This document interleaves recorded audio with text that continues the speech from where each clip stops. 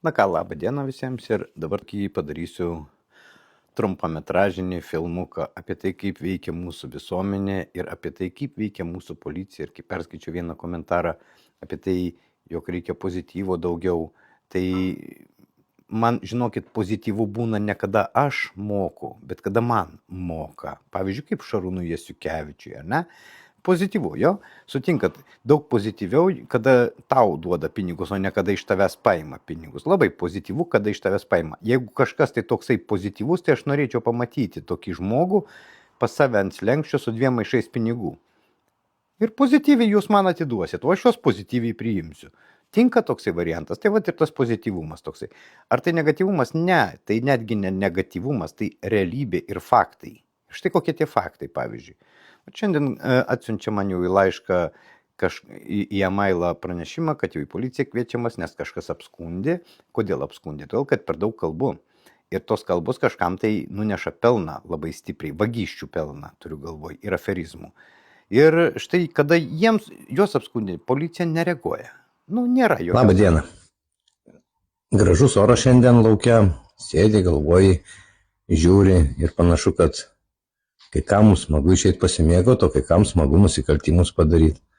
Jeigu matai daromą nusikaltimą arba matai, kad prieš tave kažkur pareigūnai neteisingai panaudojo savo įgaliojimus ir teises, tada ką darai? Bandai ieškoti, kam pranešti ir eini ką? Kur pirmiausia eina visi? Į Facebooką. Facebook'e yra Lietuvos policija. Užeinam į Lietuvos policiją, matom. Matom, yra kartu iki pergalės, slava Ukrainai. Gerai, tvarkoje, atsidarom komentarus, pasižiūrim, ką čia rašo. Va ir bendra Lietuvos Ukrainos policija apsireiškė. Antras komentaras. Lietuvos policijos beje. Skundai priimami telefonu 1485.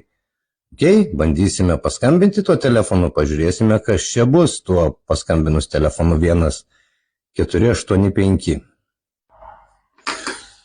Na ką, bandome skambinti tuo telefonu 1485, pažiūrėsim, kas čia bus. Gal dar iš pradžių pasimsiu ir kitą kamerą įsijungsiu, kad filmuoti, kaip čia viskas iš tikrųjų atrodo. Štai kur telefonas, ar ne? Numeris surinktas 1485. Skambinam iš šitos kortelės, įsijungiam garsą. Jūs paskambinote padidinto tarifo numeriu. Skambučio kaina 5 eurai už skambutį. O taip, policija Lietuvos. Ačiū, kad prisidėjote. Prie ko, blėt, prisidėjau? Tai čia yra Lietuvos policija, jeigu supratot. Ir šitą dalyką daro Lietuvos policija. Nuo mano sąskaitos ką tik pavogė 5 eurus. Tai ne kokie tai vagys, ne kokie tai banditai, ar ne, turėtų būti. Tai yra Lietuvos policija. Lietuvos policija. O dabar mes ką, rašysim skundą, ar ne? Skambinam kitų numerių. 112 skambinam numeriu. Ar ne? Skambinam 112 numeriu.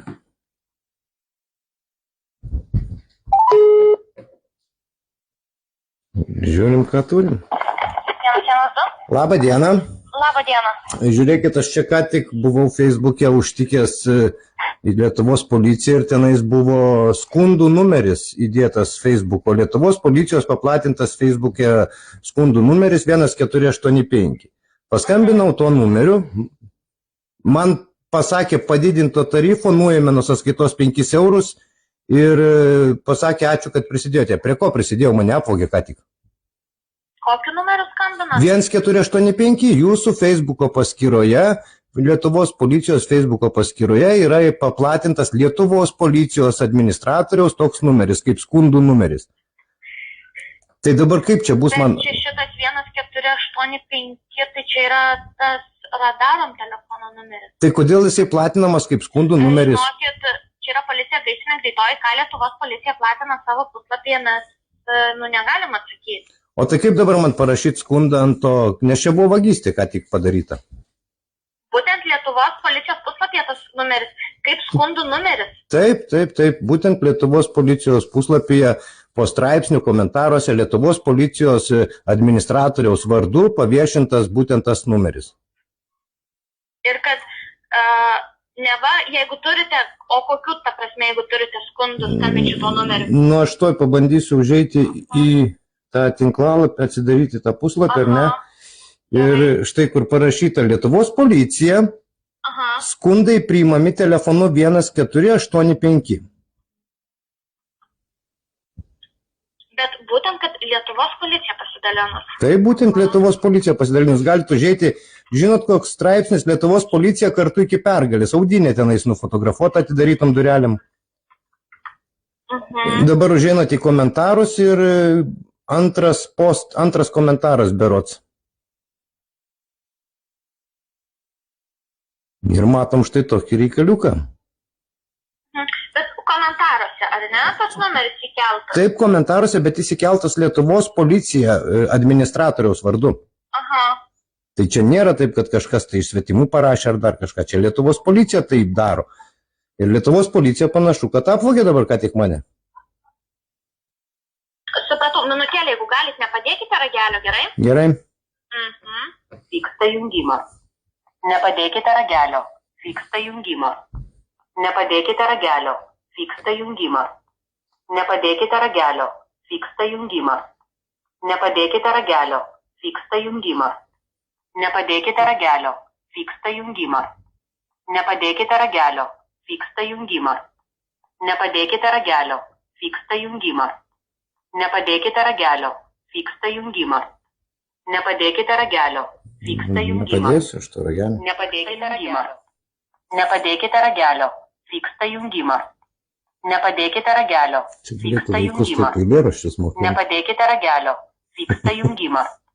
Nepadėkite ragelio. Vyksta jungimas. Nepadėkite ragelio. Vyksta jungimas. Nepadėkite. Ačiū, kad palaukit. Mes tada informuosim policiją, kad išsiaiškintų tą situaciją. O dabar jūs tiesiog komentaruose pamatėt, ar ne, kad skundai priimami telefono numeriu 1485, taip? Taip. Supratau. Ir vieną kartą skambinot? Vieną kartą paskambinau, tai nelabai supratau, man pasakė paskambinus, kad padidinto tarifo. Na ir tom ir baigėsi, ir iš karto ačiū, kad prisidėjote ir ragelį padėjo, niekur nesupratau, tai dabar iš karto skambinu ir jums, nes kiek pasižiūrėjau sąskaitą, kad 5 eurus prirašė prie telefonų. Taip. Dabar sakykit savo. Na, adreso žinoti čia tikrai nereikia visiems, taigi garso takelį šiek tiek pakeisiu, kad nebūtų viešinami mano duomenys asmeniniai. Esmė galbūt tokia, faktas, kad apgavo, faktas, kad išviliojo pinigus. Ne, tai galbūt liūdina, jog tie pinigai parama Ukrainai, bet tai, jog tai smagu padėti Ukrainai, iš tikrųjų smagu, jeigu ta parama tikrai pasieks ten juos, bet liūdina labai tai, jog tai daro Lietuvos policija, kaip vagys kokie, vagia ir tuo mėgaujasi, ir tai daro teisėtai. Taip, ačiū Jums labai. Gerai, viso gero, nėra už ką. Viso geros dienos. Ačiū Jums, viso. Tai va, kaip buvo čia su policija pokalbis ir panašu, kad likau apvogtas Lietuvos policijos.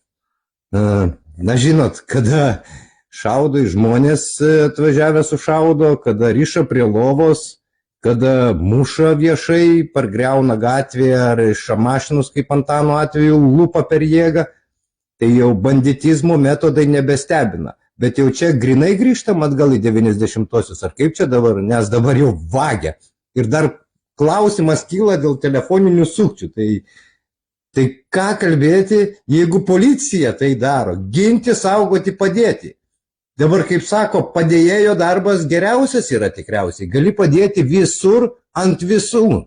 Tai taip čia gaunasi, ar kai, maždaug, juokinga. Na, dabar apibendrinimu visą. Šito filmuko, kurį matėte, iš esmės, kaip sakau, tai jau juokinga. Ne, tai jau nebe juokinga, kada turim tokią situaciją, kur įstaiga, kurią mes turime pasitikėti, daro tokius štai, kur darbus, tokią veiklą vykdo ir tai galima, panašu, galima šaudyti žmonės, galima surišti, sumušti, atimti daiktus iš žmonių. Ką nori galima daryti. Dar vienas yra toksai dalykas, kada klijuojant va šitą video,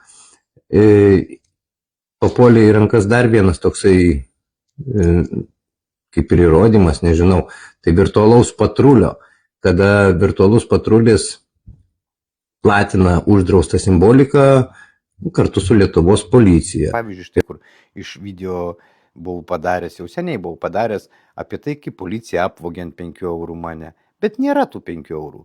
Kaip ir nėra iš policijos atsako, negražinu. Nu, vat pasiėmėm ir gerai. Ir mums labai gerai. Ir čia yra policija ginti, saugoti, padėti, priminsiu. Toliau apie tokį dalyką, kaip kad dabar kažkas tai apskundė. Įdomu bus sužinoti kas, nes aš kaip kaltinamasis turiu sužinoti, teisę žinoti ir kas mane bei kuom kaltina. Tai, vat, paskiau padarysiu tą video ir nedaug dievė pasiseks surasti tą žmogų ir paklausti jo tiesiai, o kodėl žmogau tu neapskundi Google, kodėl neapskundi YouTube'o, kodėl neapskundi TikTok'o, kodėl Facebook'o neapskundi, kodėl neapskundi Lietuvos policijos Facebook'e puslapio, kodėl neapskundi virtualaus patrulio puslapio. Apskusk, ar kojos dreba? O gal tu jų kaip tik pasiuntinukas, kuris ieškai kažko tai. Tai va štai dabar pasiskambinau tam žmogui, kuris nurodytas kontakte, pasiklausė, kas ten ir prie ko. Tai pasakė, kad TikTok'e, ta prasme ne TikTok'e, bet sovietinės simbolikos demonstravimas. Aš suprantu, apie ką, nes tas video padarytas tyčia, kad atkreipti teisėsaugos dėmesį. Ir dabar pažiūrėsim, kaip teisėsauga sureagos. Ir aš visą tą tikrai paviešinsiu. Vieniem galima, kitiem negalima, ar kaip čia? Jei negalima, tai negalima visiems. Jei galima, tada galima visiems. Ar taip, ar ne. Kaip tyrėjai mano ir kaip teisėsauga mano. Tai ir to žmogaus, kuris skundė, irgi konkrečiai norisi paklausti. Tai kas yra? Pamižai? Kas? Ko neapskundi Google? Pasižiūrim į vaizdus Google, kiek pilna vaizdų Google su tarybinė simbolika, kiek TikTok'e ikonų su tarybinė simbolika, kiek YouTube'e įrašų su tarybinė simbolika. Slabo ar kas yra žmogau? Norėjai įkast, tai dabar žinau, kad aš kasiu tau ir labai stipriai, nes tai yra šmeižtas. Tai yra šmeižtas ir ar tu pilietiškai pasikėlė? Nemanau, o už šitą dalyką turėsi, ta prasme, aš gaišiu laiką, eisiu aiškintis ir tas laikas įkainuotas yra. O koks ieškinukas bus? Tai reikėjo pasidomėti mano kainininku, prieš tai aš turiu tą kainininką. O kad jau nepasidomėti, kaip sako, nežinojimas neatleidžia nuo atsakomybės, ar ne? Tau pasirodė, tai kai tau rodosi žmogau, tai eik į bažnyčią pas kunigą, arba girdisi balsai galvoje kažkokie tai, o ne daryk nesąmonės. O dabar, manau, kad dar ir už melagingą pranešimą dar gausi ir iš policijos irgi. Vat dabar tai bus čia įdomus cirkas, ar ne? Vat pasižiūrim vaizdus. Tai va kaip, sako, pozityviai aš turiu elgtis ir kaip aš turiu, ta prasme, reaguoti tai, kad mano Facebooką užblokuoja, kad aš pradedu kalbėti, ar ne? Mano be priežasties, mėnesių laiko, hebra, galvot, kad aš nerasiu kitų būdų, nebejuokinkit. Kabinasi, ieško priežasčių, dronai skraido virš namų, persekiojimas, ta prasme. Tai nėra normalu. Va taip paveikia mūsų teisėsauga Landsberginį. Dar kam nors kyla klausimų apie Lietuvą? Jeigu kažkam kyla, klauskit, atsakysiu, nes man nusispjaut jau ant šitos visos jų Landsberginės sistemos. Nusispjaut. Ir kaip ir sakiau, jeigu aš, sakyčiau, gal net visus kvieščiau, žiūrėkit, jūs tylit dėl to, kad bijot, jog su jumis bus susidorota. Bet jūs tylėdami nesuprantate, juk jūs atveda į tą tašką, kada jūs atvažiuos iš namų, paims, įkiš į busiką ir nuveš į frontą. Ir ten žūsite.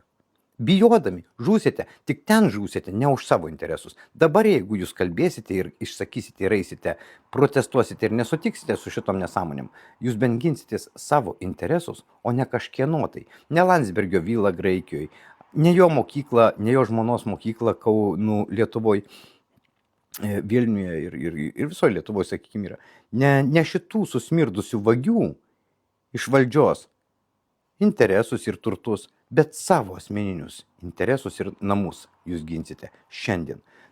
Jeigu jūs nenorite, tylėkite, prašau, toliau tylėkite. Rytoj surinks jūs visus į būsiką ir nuveš, nes pasižiūrėkite, ką šneka žydai Lietuvoje, kad jūs persekios, jūs rinks informaciją apie jūs ir netgi jūs užmuš kaip nelojalų. Tai va, iki ko mes ateiname su to tylėjimu. Tad štai šito video tikrai bus tęsinys. Įkelčiau, aišku, dar ir pokalbį šiandien jau su tuo tyrėju, bet dar kol kas nekelsiu, nes pasirodė adekvatus žmogus, tai sekančiame video šią temą, kada jau būsiu 18 berods, 18 eisiu į poskyrį pasikalbėti šią temą ir pateikti savo versiją, ką aš matau. O dabar aš jums tik tai parodau, ką matau ir tikiuosi, jog teisėsauga irgi atkreips dėmesį tai, ką matau ir duos atsakymą, kas čia yra. Lygus, bet yra lygesnių, ar kaip? Nu, kažkaip taip. Geros dienos.